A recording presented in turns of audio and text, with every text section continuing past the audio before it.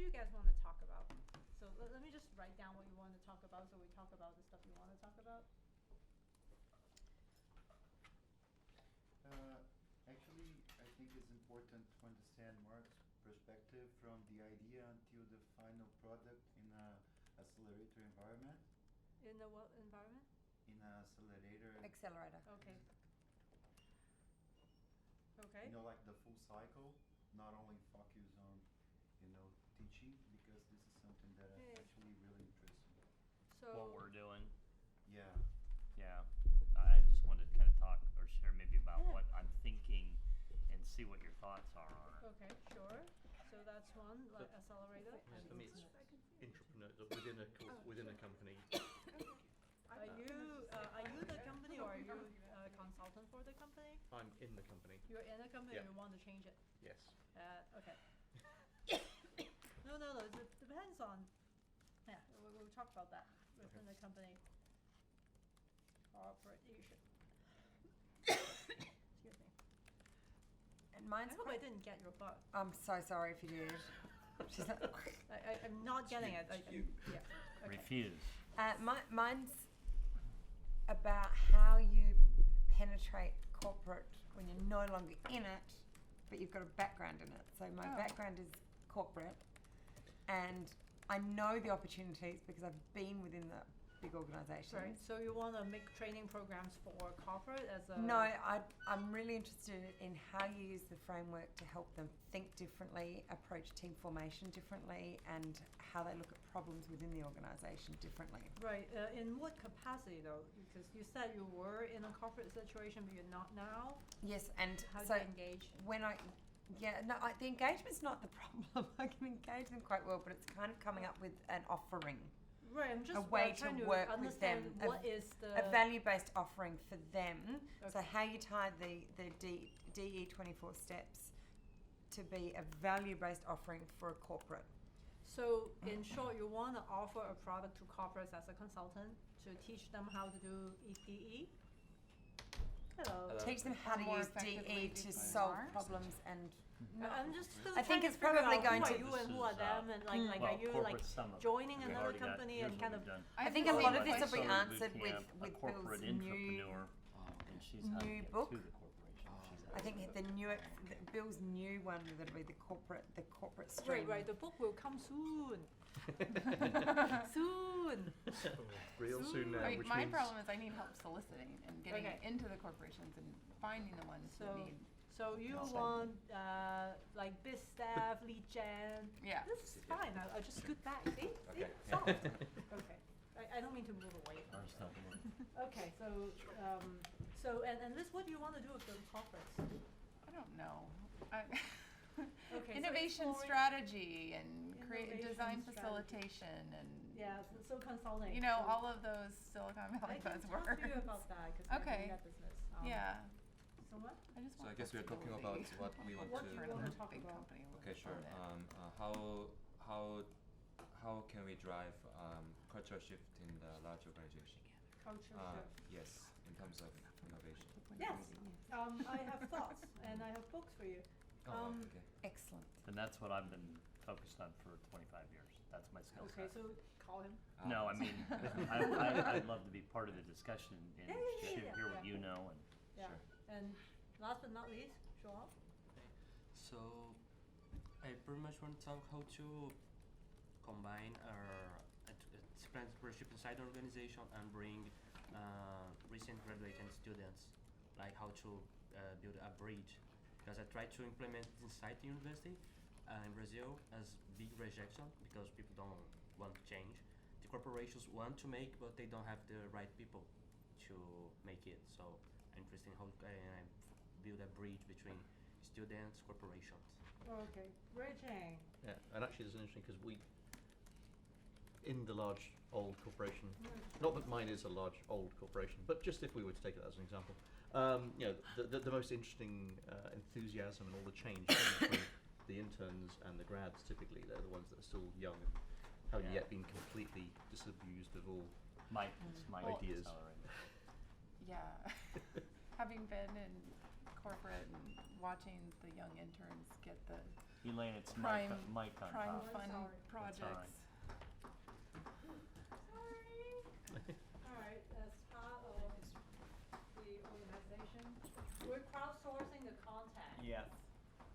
As a consultant. And then,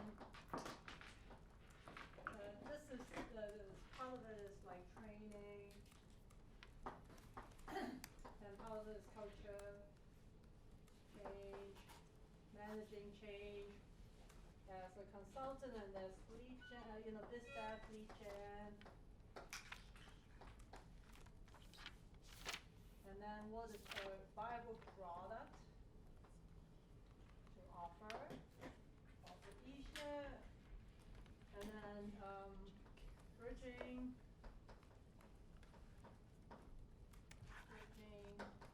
corporate and students, like and entrepreneurial students or student entrepreneurs. Yeah, students that. Entrepreneurial students. Yeah.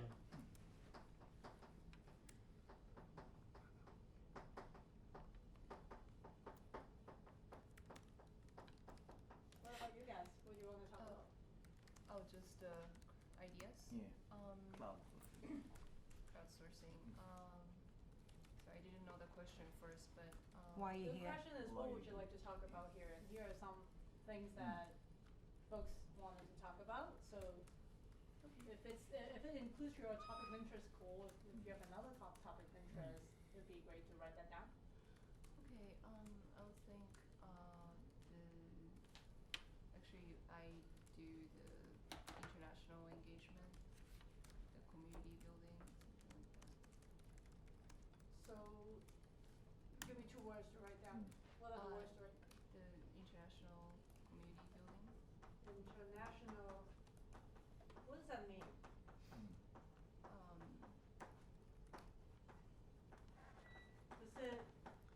Does it mean going into another country and fostering entrepreneurship ecosystem development, or like what is it, like in Japan specifically, in another country?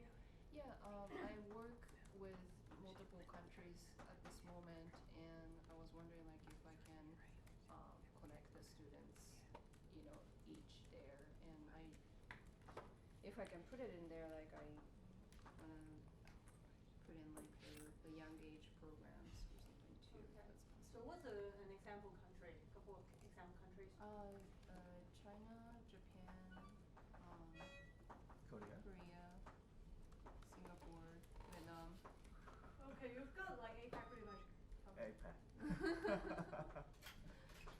Although, there's develop and not develop mixed in there. Okay, Ryan, do you have other topics you want to cover? Yeah, actually, I'm quite interested into making content for K1 to K5 to teaching entrepreneurship, also some engineering thing together. Okay. Yeah. So I don't know whether you would be better off with Bill's track, although he's probably talking about higher education. Is his track called Yeah. higher ed? Yeah, it is. Okay, Yeah. alright, thank you. Okay, yeah. That's my, I'm Alright. okay. Legos. Part of Okay, it, yeah. maybe we can start with Mike Sasala. Legos. You want to kind of start Sure. there? And I don't know if I'd call it an accelerator since it's a boot camp, because we're not investing in the organizations to cause them to grow faster. So it's a 5-day boot camp. Okay. And I did a lot of, I did probably 4 months worth of the PMR with probably 100 of the top leaders in my target market across 8 different market segments, looking at the needs and the opportunities. And the biggest ones were that in the typical process that we deal with, they go into the field to start businesses, don't know how to do it, the failure rate is extremely high, same everywhere. And so as I polled and discussed and polled with the interviews, the 2 biggest things that came up were business success. How do you take a company from A to Z? And the community to allow me to grow with connections, not just peers and mentors and best thinking, but connections to grow my business, which was a big one. And so also looking at the time frame of who would have the time to go through a class, and somebody that wants to start a business.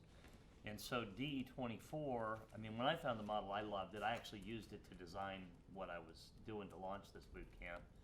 And what was missing in my mind, which is what I've been consulting on for a long time, is all the operations stuff, from strategy and organizational alignment and all the components of infrastructure and capacity building and innovation and change management to run and grow an organization. So DE24 brought me up to that point of starting.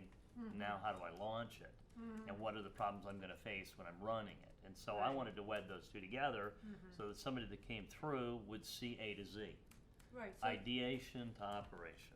question, is it a startup clientele or is it a small business, like SME kind of clientele? Like the No, I corporate- did SMEs for years, and we did a lot of them all over developing world. And what I saw in the field were all these IDE companies that were emerging, and all of my consulting was with big companies. Okay. None of my consulting was small, but that's what we were end up starting for years, was micro and small. So I Right. wanted to shift really all the training that we were doing in line with the consulting I was already doing, because I've got a background in the consulting. I wanted to align it with the training, and then I've got a long background in training system design. So everything merged of all of my skills in past and history into this boot camp concept. And of course, when I look for examples out in the world of if I was a young entrepreneur wanting to launch, what were my options? A business college course wasn't an option, not in my mind, the way I wanted to start it. An incubator, I didn't really want to give up, 20, 30% of my company to go through an incubator support. I didn't want to hire a coach and pay him $25,000 to $50,000 to walk with me through the startup. The only option I saw out there was this boot camp. That would really give me a good solid foundation upon which to launch. And then I knew it ended before operations from the book, but I had that piece. Yeah. So I looked at a 5-day boot camp that merged the DE24 and some other components dealing with operations into a high-speed, rapid immersion transformational event. Built it around, I'm looking at 40. We may end up with less 1-hour modules, and they're 1 hour for a reason because of all the accelerated learning stuff that I've done in high-tech industries. Yeah. And so every module is a learning component. So this is the 40 modules. Yeah. Okay. So anybody have any thoughts on that, like in terms of the DE framework being the front end to the operational side? Because I also have I have a specific case study to share on a semester class, which I want to come back to because we're in the middle of planning the next semester. One of the things that we discovered today that I think really caught Mike's eye was the MIT launch program, how it merges the 24 steps with the business model canvas into a framework that is much easier to identify what your internal objectives are, what your external objectives are, and I think that could be a really I looked at that. much less intimidating framework Yeah. for someone who was coming in. The penny dropped with that framework a lot for me as an offering for clients. And I'll just add to that, one of the things I found in change management, you can't really do one thing and catch up. You have to do 5 or 10. And if you give it one name, then everybody's okay with 5 or 10 things. Yes. So you boil it down to a thing, and then it doesn't matter if there's 50 sub-steps. So I liked that business canvas model because one of the outputs I wanted out of my class, which is different than here, is originally I wanted a business plan and a personal development plan. And I knew it'd be a draft and a personal development plan, which I think that'll be easy to get to. But what I'm wondering now is I may look at a startup plan that's prioritized for resource loading and priorities of tasks, along with some kind of a business canvas model and the pitch deck, because we're going to do both teams and personal work during the class. So it's going to be loaded. My but- other suggestion would be coming back to the questions you were asking. I think was it this morning? I can't even remember when everyone talked about their What did team we say? ideas. And people thought that a 2-week period might actually be better in Yes. terms of retention and the sheer amount of content.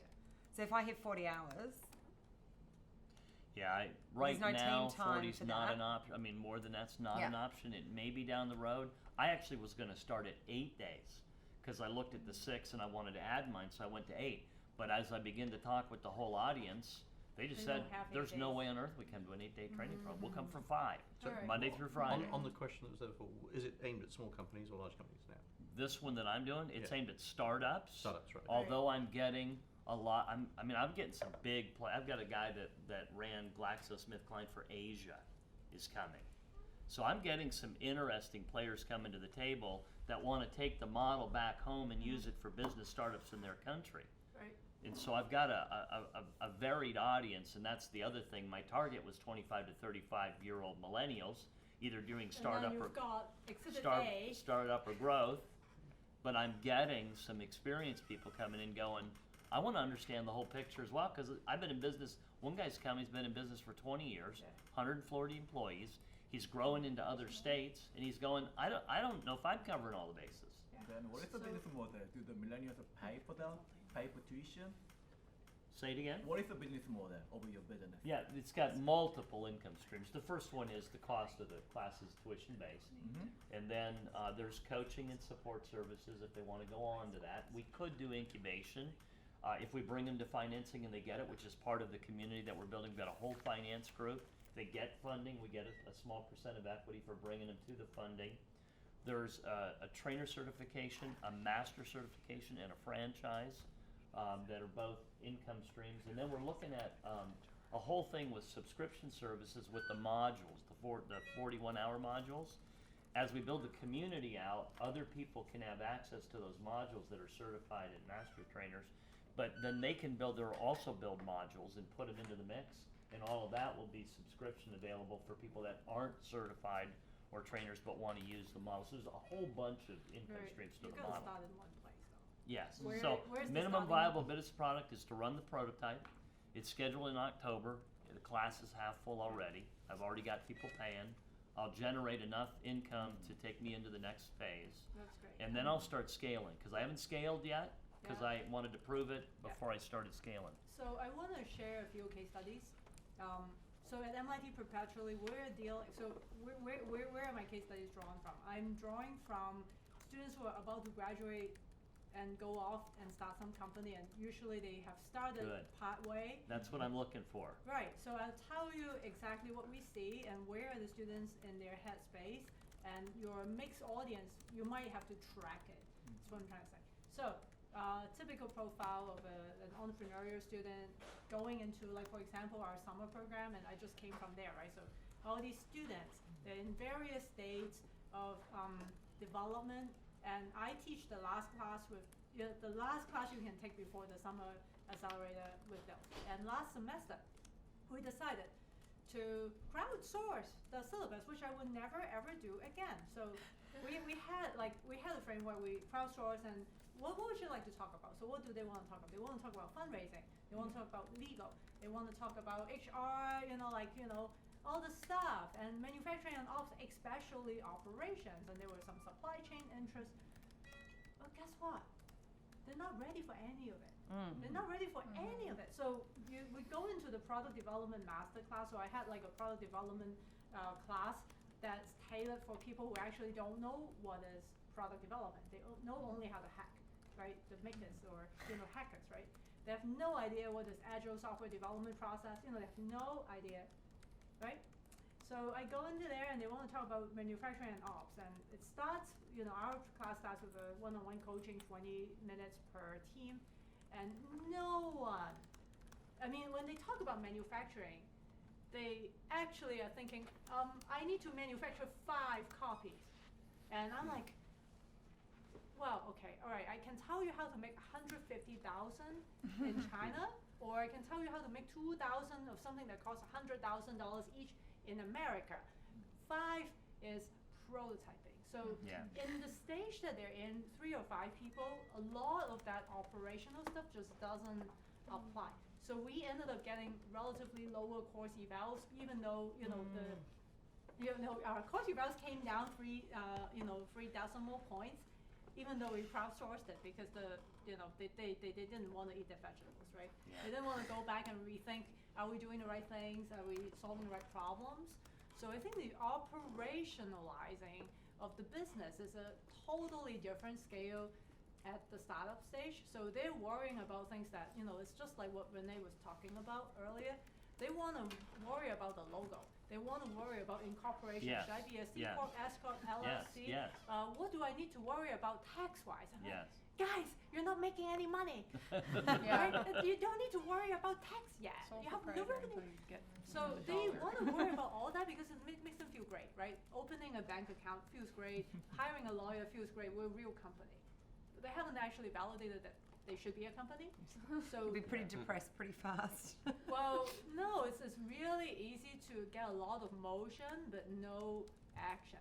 And that's the problem with operationalizing too early before they actually have, because it takes months, sometimes, a couple of years for them to get the problem statement right. Yeah. And then they're busy trying to learn how to do mass production in China when they haven't actually got a looks like, works like prototype.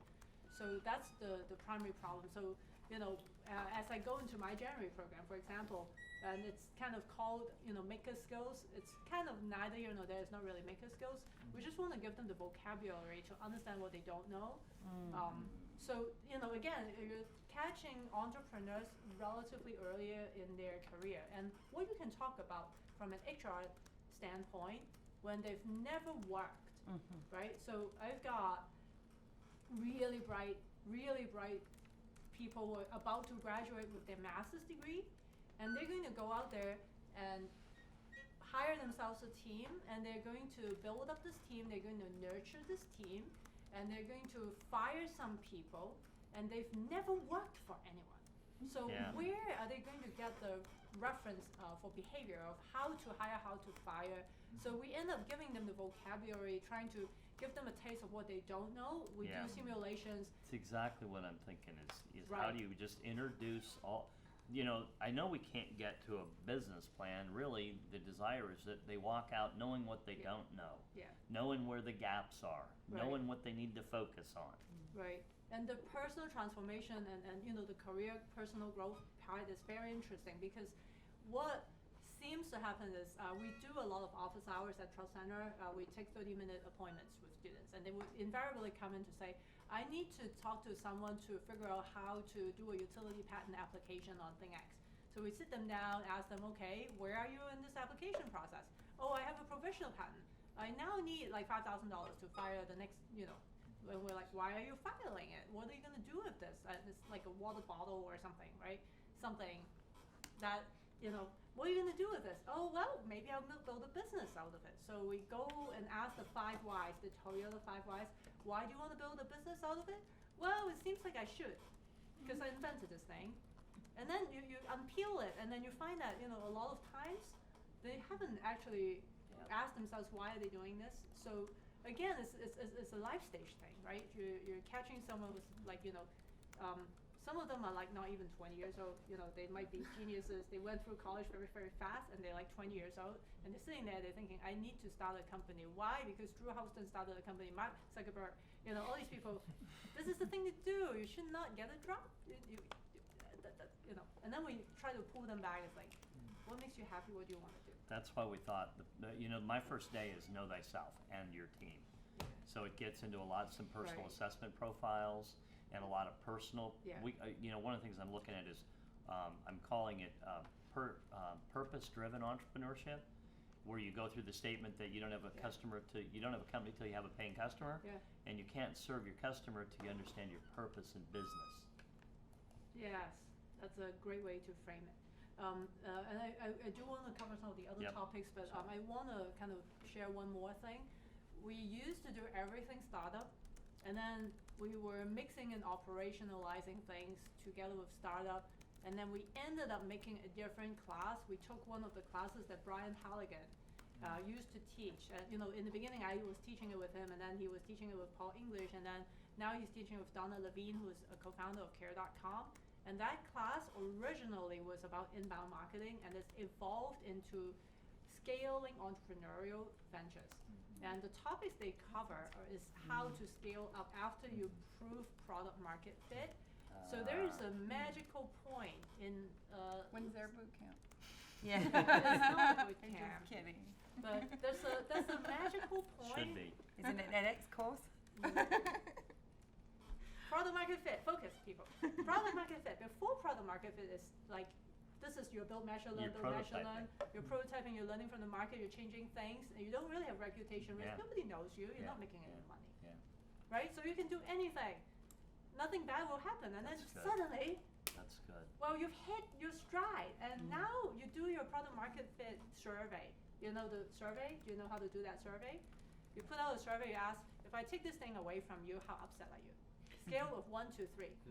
How what? If I take it If away? I take this product away from you, I take this ThinkPad away from you, 1 to 3, right? So, The pain. and then you calculate in the survey, you have to have numbers, right? You do enough people so that you get a statistically meaningful answer, and if your answer is 40% and above answer 3, then Sean Ellis says that's product market fit. Once If it's, you lost me. If it's 40%. 40% of people answer 3 Oh. on the scale of 1 okay. to 3 on upset, then you have product market fit according to Sean Ellis. So once you hit that, now you can spend pennies to make pennies. And that's the scale up. Now you need to figure out how to hire people who know how to manage managers, because you're gonna grow to 100 people. Now you need to get your legal stuff in place, you need to scale up manufacturing, you need to start building your sales force, you need to scale up your marketing spin and stuff. But before that, you want to be scrappy, right? So that's really, and Brian Halligan actually has a really great blog post on it, and I forget what the topic is called. I'll try to look it up and share it on the Slack channel. But the differences between when you're a startup and a scale up, and it's the same company. And HubSpot is now a scale up. Care.com is a scale up. Dropbox is a scale up. Uber is a scale up.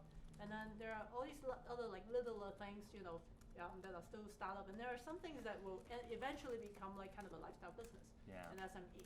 And those are all different ways that you would run the business, and operationally how you do that. One size doesn't really fit all, because you know when I'm still trying to be scrappy, if I'm a hardware startup, I'm gonna try and, for example, use proto mold to make small run plastic molds, because my product probably is going to change. Once I figure out what's going on, I'm probably gonna buy my high capacity mold, multi-cavity. I'm gonna be able to run 500,000 parts off that mold in the lifetime of like you don't spend $1 million until you hit that And what point. was Mark's last name? I'm sorry? Who was the guy that? Brian does this? Halligan. Brian Oh, Halligan. Halligan. Halligan. Yeah. Halli. GAN. He is the founder CEO of HubSpot that went IPO last year and currently is a unicorn. They're valued over $1 billion. It's a success story out of MIT Sloan and Boston area. We went there last week. It was awesome. He is something. Oh, we didn't meet him. We went there last week. We actually just visited HubSpot. I wish you I'm met him. jealous. He's awesome. Okay, all right. So next Thank you. topic. Can I ask a quick Very question? yes. So for the product market fit, what if it's like a one-time purchase type of product? Well, then you can still ask that. You bought it. Would you take away You still? know, I'm gonna take a hammer and break it now. Like I'm gonna break. It's experience, so they already consumed it. Well, then you ask If you never had it. if you can never buy it again, or something. Like for example, the Bootcamp, the way to ask that is Yeah, like yeah, that's having gone through it, if you never could buy this product or something, right? It's difficult to ask for. You have to be very careful about your wording, but it's easier to do an NPS survey. But really, product market fit is when you can get a handle on, am I about ready to scale this up? Now, for an experience, what I've done in the past, like I ran a 4-week thing in January, this past January. I asked the product market fit in the middle. If I kick you out of class today, how do you feel? Because I was like, because I had planned ahead. I want the product market fit answered, but when do I ask it? I need to be enough into it so they know what it is, but with some distance to the end, so that they're not kind of recreating what was the experience like in the middle. All right, let's move on to corporate entrepreneurship. As a consultant first, so you guys are interested in making a product for corporate. Yes, but not a bootcamp style product. Right. Something that's literally just a change shifter that could become something more. Right. It could become a customer. It's almost like a door opener value meal. All right. and catalyze some change. Yes. You guys are in a corporation, you want to change from within. So, all right. I'm going to come back to you immediately, but does anybody else want to kind of share some thoughts? Before we go to Mike, because he's going to tell you how to do anything. No one knows. Oracle. Is it too late to crowdsource? What? I'm just wondering if the product is is entrepreneurship, is entrepreneurial thinking for you, and Alright. whether that is a way to come into them. Yeah, because I see so many different perspectives, because I can see a company as a sponsor of a program to try to develop maybe innovation in a specific environment. I have companies that mostly do sponsorships all over Brazil. They are my clients, but mostly focus on the social. So trying to develop innovation in a place where they maybe get their resources or something like that. I see another perspective is like company, they have huge problems, and maybe they can be part of the bootcamp with their problems, trying to use the methodology and the millennials and different perspectives for their problems. And I also see another perspective, which is I am a company, I have some services, and you can try to use my services as solutions for existing problems that actually I'm not aware about. And I also see another perspective, which would be give the resources for mostly that kind of program that starts with the idea and ends in the final product, because I have those kinds of partnership with Microsoft. They give licenses, LG computers and stuff like that. A few resources, because this is really cheap for them and good marketing as well. So I think you guys have just heard a whole array of different offerings, but it comes back to who are you selling it to, right? So I'll give a couple of levels, because you have to first pick where you should, who's your paying customer, and then you can kind of figure out is that effective, right? Did you already have thoughts on that? Yes, I do. I've spoken to a number of banks and a couple of corporates in Australia, and many of them have privately voiced concerns about their innovation labs being quite ineffective and operating in silos. Okay. So a product offering could be trying to facilitate team engagement and cross-pollination. So I'm going to stop you right there. You're talking to banks, that's not good enough. Who are you talking to in the bank? Oh, the innovation leads. The innovation leads, are they in corporate, or are they in some sort of a business unit? Are they in an operating business unit, or are they up here in corporate thinking big thoughts? They are remitted with making the innovation centres work. Okay. But they're not the CEOs. So, Mike, what do you think of chief innovation officers in large corporations? Well, I think there's the two big issues that I see are, one is the innovation process itself in an innovation lab, the design thinking process, which I really enjoyed. I think it was Steve Eppinger that gave that. And then the rollout of that into the workforce. And those are very different. My skill set's the rollout. It's not the design lab. So the problem is typically very few organizations have a process for rollout, and those that do, almost none of them have a process for managing the people side of rollout, the traumatized workforce, and all the changes that people have to make personally, which is where all the resistance comes from. Yeah. So I will share, I keynoted something at a company I can't name in June, where the topic of that talk, like the whole day was innovation, and this is how it worked in that organization. CEO says, we shall now be innovative. Let's be innovative. And then let's change stuff. Let's be innovative. And then everybody's charged to be innovative. So they run around being innovative. They buy toys, whatever. They try to kind of adopt some of these methodologies in isolation, right? Trying to be innovative. And the problem with going to the people charged with coming up with a way to be innovative is that they're up here and they're not connected with the rollout people.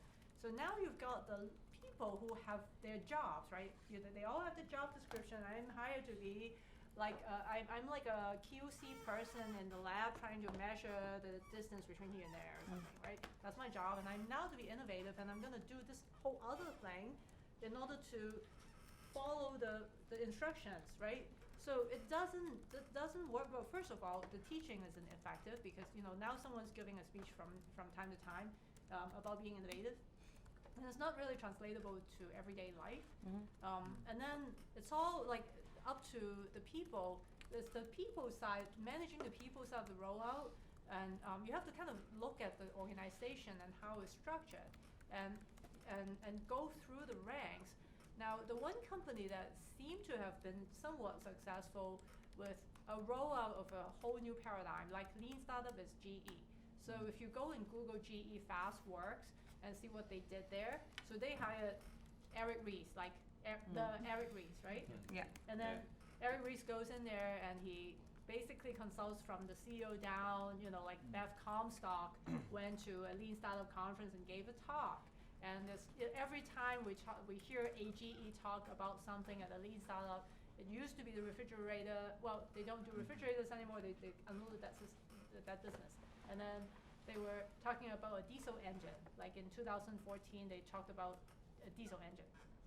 Applying lean thinking to a diesel engine, which is really good press.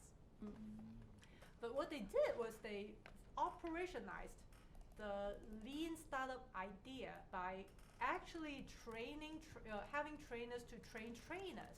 So in GE, there's actually a job called the lean startup trainer, and they're embedded in the business units. So they actually are trying to bring that all the way down. And when you're really kind of trying to change culture from within, it's a multi-year effort. Nobody's certainly going to go and give 4 lectures and change culture. This just does not happen. A 1-week thing, it's not going to happen, but it needs to actually, I think that there's a place for actually going through a workshop and understanding what the words mean and buying into the idea for the leaders. And then if they really are serious about it, then there's this multi-year effort where you can just train people to think a different way from within. And then it's a very, very long process. I'm very comfortable with my decision to pivot. It's just reinforced everything that I already thought, so I'm good with that. I would share a different thing. In the nuclear industry, we went through deregulation, so we had to move from an entitlement mentality, where we passed on all expenses as a rate hike, to a competitive position that if our power was too expensive, they'd buy somebody else's. Right. Total culture shift with union workers. And so the typical discussion is 3 to 10 years to change a culture. We were changing plants in 9 months. But we went through a process called real-time strategic change. Robert Jacobs of 5 Oceans, or Dana Miller Tyson, or Being First out of Durango. All these guys are familiar with that process of critical mass involvement. So when we did events at a site of 1,000 people, we would have 700, 800 people in the meeting, and we'd create the new reality in a 4-day event. And so everything would shift on the site in a matter of days. Now, prepping for it, getting all the departments ready, doing the training, getting people ready personally, putting a process in place organizationally, that took about 9 months. And then we had the event. And when we came out of that event, it was a different culture. And so those capabilities exist. It's a little complex, but there's some great books written on it. The best one is Real-Time Strategic Change. So you can do large-scale culture transformation, but it comes through this critical mass event, which is not a very common practice. So that in that case, there's a business need, right? Yes. You're deregulating. We had There's a big timeline need. imposed from That's right. without. When it's a slightly different thing where somebody said we shall now be innovative, or for example, you might be a traditional company and we shall now be digital too. And we used to sell, I don't know, HVAC systems, and now we need this real, this is true of Siemens and Schneider Electric. Okay, so those two companies need to be digital, and they need to be digital. And how do they become digital? Like GE again, the poster child of innovating itself. They Samsung's went out and amazing too. hired a new head of software, and they made a GE Digital division, right? So that's a way, but all these other companies are all trying to do it, and it's difficult. Now, there's another guy, there's a book called Leading Change, John Cotter, so the 8 steps. And if you don't want to read the whole book, you can read the parable, which is My Iceberg is Melting. So read the parable. parable because the parable is like, I don't know, like 40 pages or something, and it's very digestible. It's 8 steps.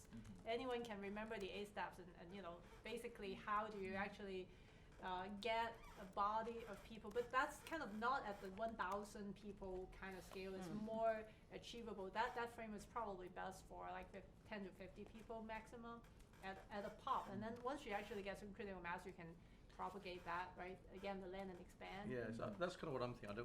It's so hard to say go in and change the culture. No, It's like yeah, going, no one's okay, I need to suggesting As a matter of have fact, a beachhead people where I just sort of resist say, that if you exactly. Right. It's like, where do I get, I know which far I'll go, but I mean, get a small group to prove it out as well, to see Exactly. how it's going to work, because Yeah. taking one thing, I think, needs to be customized as well for different Right, cultures and exactly. organizations. So it's like, okay, get something, try it here, tune Right. it, and then Yeah. maybe then pass it out into other areas. Well, there you're dealing with top-down, bottom-up, cross-representative groups or pilot projects. So you could, all of those are ways to do it. But if you want to do large, fast, then there is a way. There is but a again, way. it's just another pretty issue. nuclear. And most that way. people are not going to go that And it's route not, and because they it's, don't and have it's to. not that entrepreneurial. Oh. It becomes very process driven and So when you're It is looking at autocratic. corporate entrepreneurship, like Keyless Dorotheo said, it's more Navy SEAL and less pirate. That's right. And the framework almost doesn't matter until you get the conditions right, so that people can actually take some risk within the company. So I think that when you talk about corporate entrepreneurship, first you need to kind of figure out the organizational dynamics side of things and figure out how can you affect change. And really, you know, if you're working with the leaders, then you can at least see a way of trickling down and driving change over maybe 9 months, maybe 2 years, whatever time frame. But the other place where people try to drive changes, the HR department tries to do some professional development for the people in the ranks, and that is effective up to a point. But if it's not backed by the people upstairs, then what you would end up doing is you get these people all fired up, and then their hands are tied, right? Their hands are tied. They can't really exercise the stuff that they want to do. Yeah. So what they just leave, right? Yeah. So that's not effective. Would- Yes. Yeah, because some of my clients, I started a primary market research with them, Yeah. and mostly if we speak with people that actually have a strong voice inside the company, you can understand their will, and as you said, sometimes they're so excited about everything, then they start to figure out about the way how to get the best of the innovation for their company. Yeah. So I think this is something that actually can happen. It can And happen. one of my clients, they are invested by EAIG Group, and also from a fund from teachers from Canada, and they receive like billions of dollars investments for port in Brazil, and they are willing to do innovation to give a strong feedback for the investors. You know, not only for their own perspective, but how to do different things also for the investors as well. Right. So everywhere I've seen innovation actually taking root is when there's top-down support. So the flip side is if you try to do work at the grassroots level, and it sounds like in your situation you do have top-down support. Yeah. Right? Yeah, but it's so different because I was actually willing about do something for the company and from a perspective from down to the top with innovation to make better results, but they are thinking about show something for the investors, And Yeah. this is interesting because Right. as you said, they realize better than us what they can do and how to get the best fit for innovation on their perspective. Right. Not only bring the most value, but what value they can take off this innovation. I think this is different because it's as we are always saying a different pain. It's not the higher pain, but it's what they are more sensible. So okay. So I think that just one more thought. Case study. There was a company we worked with. Shall not be named. So the people were taught to do DE framework. They came through the EDP, and then we did a couple of immersive weeks with them. So altogether they had 3 weeks plus countless emails, and nothing came out of that. And why? So EDP, they learned the DE framework, and then 1 more week at MIT immersively, we worked through their project. First of all, it's the wrong people and wrong dynamics, but that's neither here nor there. And then we several months later, get on the ground, go there, had a chat with them, and nothing has happened. And people were going in and out of the meeting. You went all this way. They flew me out. I came all this way, and they were coming in and out of the meetings. I was like, this is very strange. So finally, I grabbed like one of the guys, and I sat them down, and I said, well, what is going on? Why are people going in and out? And he said, okay, this is how salary reviews. Did I already talk about this? No. Okay, so this is how the employees were measured every year on salary reviews. There's a list of projects that their name is signed up for. This giant company, right? Giant company, $47 billion, and this is one division, R&D division. If you check at least 1 hour of everything, then you're good, and you're measured on really only the top 2 or 3.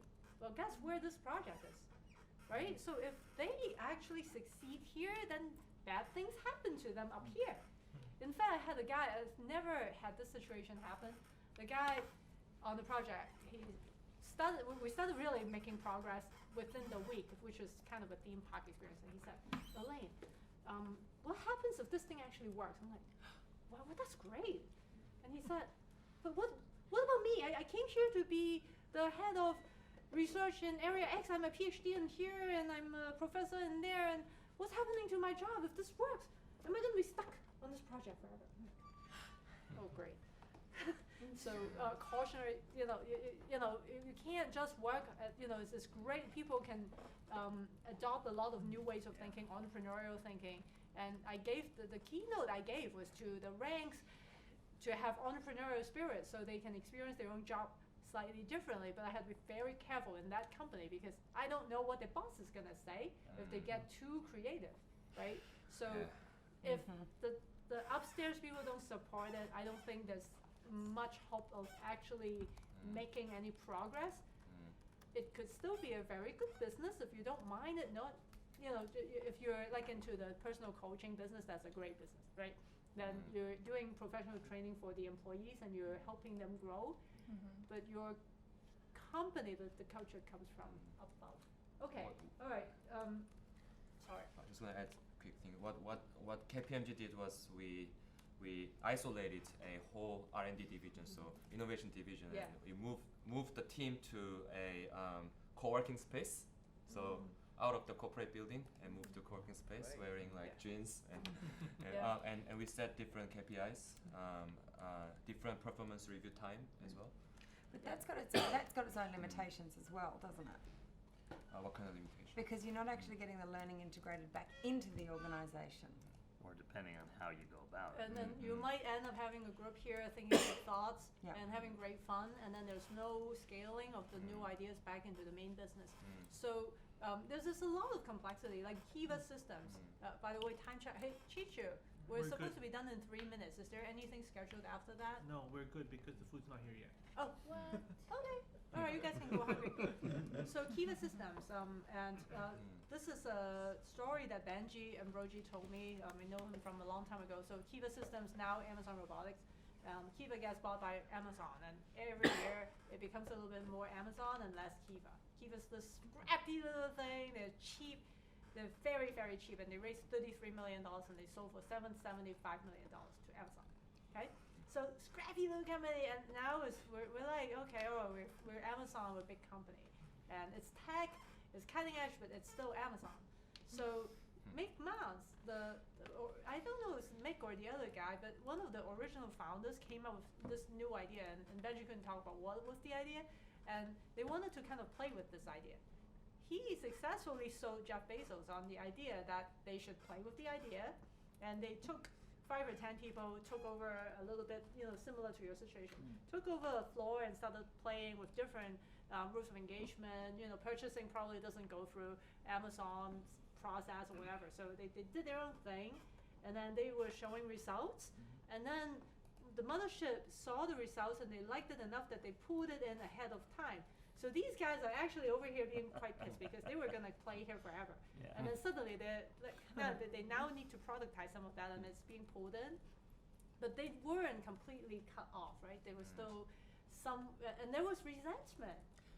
the handoff points between departments to get really successful is one of the big problems. Exactly. And then there's resentment of the other people on the same floor. Why do you get to play and I have to fix bugs? Yep. You know, and that happens. All right. So bridging corporate and entrepreneurial students. Whose was that? Okay. So there's a couple of points. So point number one is MIT has got something called the Industrial Liaison Program. So that's a model. And then, you know, from the university perspective, and the way that ILP works is it does a deal with a corporate. Like, for example, Procter & Gamble is on the ILP list, right? So they pay MIT a certain amount every year, and then in return, ILP, you know, they would put requests into ILP. ILP would periodically put them in touch with faculty for cutting-edge research. And more recently, they started something called STEX, which is the Startup Exchange. And they would organize events in which the corporates get to meet the startups in the MIT ecosystem. And it's very close. It's this MIT ecosystem. And they also would do introductions to curated, so they have a list of corporates and they have a list of startups, and it's somewhat curated and sorted. So when a corporate has a need, then ILP can go and do some matchmaking. Also, the corporates can put out design briefs sometimes. So for example, P&G wants to put out a brief, I'm just making this up. They want the next generation absorbent kitchen towel technology, and they want somebody who understand capillary action, right? So puts out a brief, and somebody from material science department might end up picking that up and doing some work on it, right? So that's one model. And with I'm on the board of MIT Enterprise Forum of Cambridge, which is a nonprofit. And we're playing around with the same idea of how to deliver value to both the startups and the corporates by bringing them together. And you got to look at what is the corporate looking for, right? When they try to engage with startups. And I can tell you already because I personally did the primary market research for that. Personally. It's solid. It's very solid. I have 6 data points, and that's What are they looking for? Talent. They hope that startups will fail and they will just scoop Really? up. Yeah. Makes That's sense. some of Yeah. that. And they want to know what's being done out there. Sometimes they want to put out design briefs so that somebody can pick that up. And if you look at P&G Connect, that's a model where they put out problems and they want to see if the startup will solve it. And sometimes, you know, the relationship could go in the form of some sort of a quid pro quo where the big company tries something brand new by the startup, and the startup gets to use the logo of P&G to say, well, you know, Partner, fly on collaborator, this. blah, blah. And, well, no money ever changed hands. But that's material because, you know, now you've got credibility, right? And I think that's, you know, yeah, so recruiting and having somebody solve their problems, and also investing. So a lot of corporate venture arms would go out there and you know, look for startups to invest in as a venture partner. So GV, for example, like Google Ventures, or you know, Staples has got a venture arm. You know, lots of you know, NBC Universal has got a venture arm. Are they looking at growing those so they can acquire them? These are actual corporate venture funds. Okay, so they're actually owning it when they They're start. taking or an big equity stake in companies that might have relative interest, like NBC Universal, for example. They invest in a lot of digital media because their historical roots are not digital enough. So they're thinking, okay, well, the startups have got that, so they'll invest, and then if they take off, then it's in the ecosystem. And then, of course, acquisitions is another way where you know, they outright buy something, and then now, and then it could be an acqui-hire in which there's only 7 people in the company, no product, but these are brains that they want to have. So Google did this. They bought 8 or 9 robotics companies in about a year's time frame. And if you look at those companies, without fail, they have no product, but they have very smart people. Yeah. So they basically bought the people in some sort of a slave trade.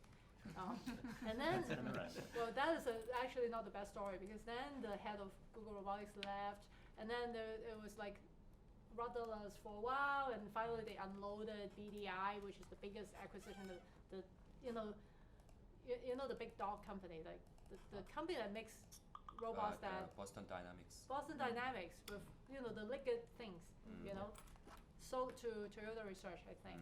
Yeah. So, right?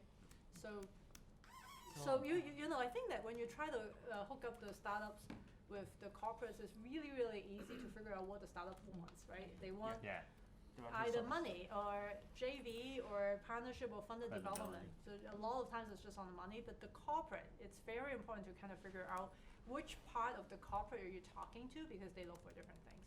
Yeah. One question that I have is, okay, I know what the company wants, what the corporation wants, but I was talking to Andrew one time about running a bootcamp with a partner, and we said, okay, the students are always paramount. We need to protect the interest of both sides. On this kind of relationship, usually the startup of students the weak side. Yes. And how can my biggest problem is, okay, how can I create a relationship where both sides are winning something? Yeah. Okay, so I may assure if we startup produce something useful, the company will receive it, but at the same time, I protect the startup of some I don't know, a bad company trying to really suck everything, kick the guys after, you know. So make some kind of protection for both sides, but especially for the students, because usually they are. The vulnerable I know how ones. students are. They give me money. We work. They don't think about legal. They don't think about protection. Nothing. If we let it alone, they'll be So screwed. we deal with that copiously because we not only have corporates in the ecosystem, we also have VCs. Actually, that's a really important point for doing boot camps and entrepreneurs and exposing them to investors. Most of the time, the students are not ready to face scrutiny at that level. So, and especially with investors, it's very, very, very bad if you waste the first impression of the student, right? So, what do I mean by that? So, you're an investor, right? So, I'm gonna be new to you once. You're an investor, you're an ADHD person, right? That's just categorically a true statement, because they see 100 deals a day. They can't not be, right? So they're gonna react to something new and shiny. So you've never met me. I'm like 21, and the first time I come to see you, I have some half done thing with some tape, and I was like, I'm thinking about doing something, and I'm gonna go out there and find a problem to solve with this beautiful gadget, and you're gonna be like, okay, another one of those, and now I go away. 2 years later, I come back. I found this great problem, and problem, solution, benefit, ask, and you're like, I met you 2 years ago, and you sucked then. Yeah. Right? So we're very, very aware of this phenomenon, and we tell the students, be very, very careful, don't go to coffee. With corporates, it's a little bit less worrisome, but I think that there are a couple of things. Thing number one is corporates could send employees to be mentors to any kind of program as a professional development thing for the employees of the corporate, and also to do good, right? So the corporate employees can figure out what is going on in cutting edge startup activities. It's not really research, right? But they can get a little bit of data on what's going on out there. But there needs to be a rule of engagement written down. And at Trust Center, we actually have something called the Honest Broker Policy, where we sign a paper. All of us who are associated in any kind of capacity, including the mentors, we sign a paper to say we're not going to make money off the students. We're not going to invest. We're not going to get paid by them. We're not going to screw them over in any way. If we introduce anyone to them, we introduce 4 or 5 of the same kind. We don't push anything. So I think some formal agreement of how they engage to protect the students. And Andrew said, time's up. Food's here. Food's here. All right. So we didn't get to the National Community Building and K1 to 5. I'm married to you. That's Are you going to be around? I'm around, yeah. So are there any other topics we want to cover as a group before you go to the food, so the food doesn't get cold? I just have a very, very brief question, I think. That's a big question, it may be a longer answer. On when we went through the corporate entrepreneurship, we talked about the cultural change. We didn't talk much about the training, about how to roll out training within that organisation as well. What What's is it that? Well, I mean, there's if we're looking at training I do two types of training. One is I do people training, and how do people handle change personally? Because if they're not prepared, then they always are traumatized. So there's different kinds of training you can do to prepare people to deal with stress, deal with change, how they naturally respond to change. Then the other kind of training is going into we train managers on how to handle people going through the process. So I deal a lot with the workforce traumatized survivor type stuff. Then the process side of it, well, that's the biggest problem that corporations have is traumatized workforce. Because people get into a Maslow's hierarchy of survival with everything changing and they can't self-actualize and they don't achieve their goals of all the financial changes. That's the number one reason that's common across all change initiatives is the workforce traumatization. The process itself of rolling out a change, we engage change agents within the departments that can be reps back and forth to the process as it evolves so that they have input and buy-in from the beginning. And then when we roll out the process, we try to do it on a large scale quickly so that you don't have what we would call sheep dipping, where you try to change a few at a time and then they go back and peer pressures to stay the way it used to be. So you actually try to do a mass change event, like train everybody in a week, which is the best way to do it.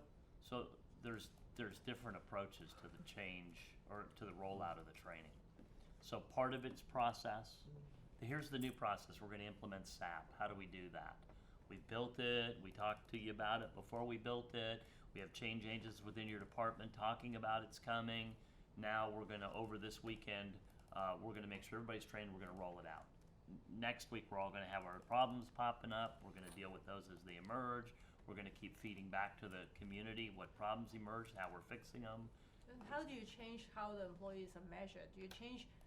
That's part of the change, right? Part of the process is when we go through the design of the change initiative itself, the job description and the role function is part of the discussion of what has to change, so that when we roll it out, the job description changes when you roll it out. So there's a lot of pieces. It's a fairly complex build out. That's why it's a project management function. But if you do it right and you time it right, when you do the rollout, all of it happens at one time.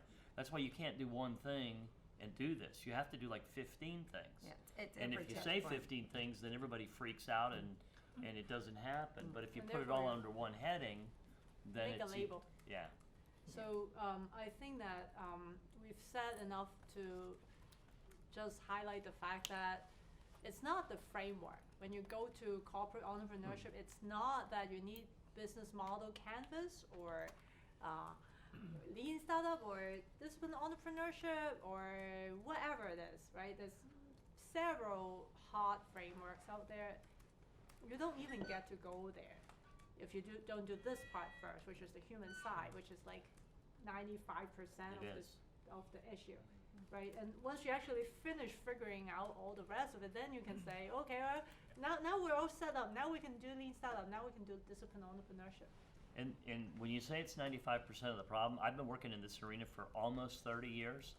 Still less than 5% of the companies I ever see deal with it. Yes. Still less than 5%. Because people are lazy. Yeah. And they can find people somewhere else to do the job. And this is expensive. Extremely. I mean, like the nuclear plant, they don't really have any choice. But Well, what happens is you get autocratic managers that come in, they blow everything up, they autocratically drive everybody, they change they gain metrics. Yes. My response is, show me what that company looks like 1 or 2 years after that Exactly. autocratic manager leaves, and I'll guarantee you just it's going to come be a back to where worse it was. performer than it was before, because they killed the whole workforce, and it's a long road home once you traumatize the workforce. yes. Okay. Food. Thank Thank you.